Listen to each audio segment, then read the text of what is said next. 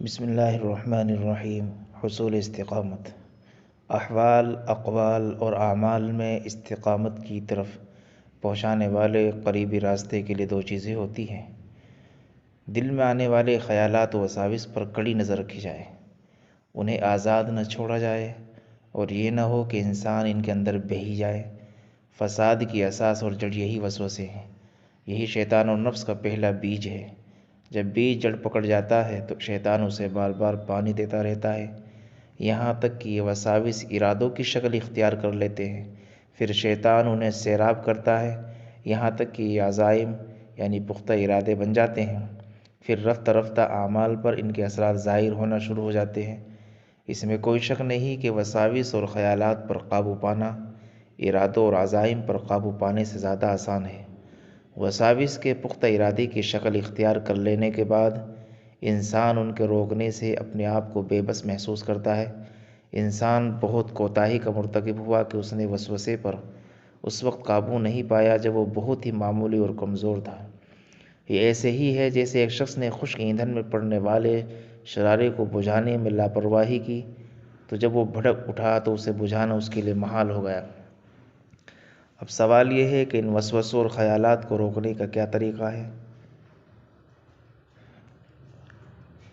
اس کے کچھ طریقے ہیں۔ نمبر 1، اس بات کا پختہ علم ہو کہ اللہ تعالیٰ آپ کے دل سے واقف ہے اور اس کی اس پر نظر ہے، وہ دل میں آنے والے خیالات کی تمام تر تفصیلات کا علم رکھتا ہے۔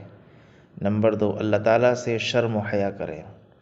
نمبر 3، اللہ تعالیٰ کے جلال کو مد نظر رکھے کہ وہ اس خانہ دل میں ہے جسے اس نے اپنی معرفت و محبت کے لیے پیدا کیا ہے، ایسے سے خیالات آباد دیکھیں۔ نمبر 4، آپ کو اس بات کا خوف ہونا چاہیے کہ کہیں آپ ان خیالات کی وجہ سے اللہ کی نظر سے گر نہ جائے۔ نمبر 5، آپ اللہ تعالیٰ کے لیے اس بات کو ترجیح دیں کہ اس کے علاوہ اپنے دل میں کسی کی محبت نہ بسائے۔ نمبر 6، آپ کو اس بات کا خطرہ لاحق ہونا چاہیے کہ کہیں ایسا نہ ہو کہ یہ خیالات کی چنگاری بھڑک اٹھے اور دل میں موجود ایمان اور اللہ کی محبت کی متاع کو خاکستر کر دے اور آپ کو اس کی خبر بھی نہ ہو۔ نمبر 7، آپ کو معلوم ہونا چاہیے کہ یہ خیالات اس دانے کی مانند ہے جو پرندے کو شکار کرنے کے لیے پھینکا جاتا ہے۔ جان لو کہ ان خیالات میں سے ہر خیال آپ کو شکار کرنے کے لیے لگائے گئے جال کا دانہ ہے، جبکہ آپ اسے سمجھتے نہیں۔ نمبر 8، انسان کو یہ معلوم ہونا چاہیے کہ یہ خیالات خیال کے سمندروں میں سے ایک ایسا سمندر ہے جس کا کوئی ساحل نہیں۔ جب دل اس بحر بے کنار میں آتا ہے تو غرق ہو جاتا ہے اور اس کے اندھیروں میں سرگردہ پھرتا ہے۔ وہ اس سے خلاصی پانا چاہتا ہے مگر اسے کوئی سبیل نظر نہیں آتی۔ تو وہ دل جس پر خیالات کا قبضہ ہو جائے وہ فلاح سے بہت دور ہے، وہ عذاب میں گرفتار ہو کر بیکار باتوں میں مشغول ہو جاتا ہے۔ نمبر 9، یہ نفسانی خیالات احمقوں کی وادی اور جاہلوں کی بے بنیاد خواہشات ہیں۔ ان کے حاملین ندامت اور رسوائی کا ہی سامنا کرتے ہیں۔ یہ نفسانی خیالات دل پر تسلط حاصل کر لیتے ہیں، اس پر وساوس کا ہجوم کرتے ہیں، اس کی حکومت کا خاتمہ کر دیتے ہیں، اس کی رعایا کو بگاڑ دیتے ہیں اور اسے طویل قید میں ڈال دیتے ہیں۔ نفسانی خیالات و جذبات کے یہ نتائج تو معلوم ہیں، جبکہ ایمانی رحمانی جذبات ہر خیر کا سرچشمہ ہے۔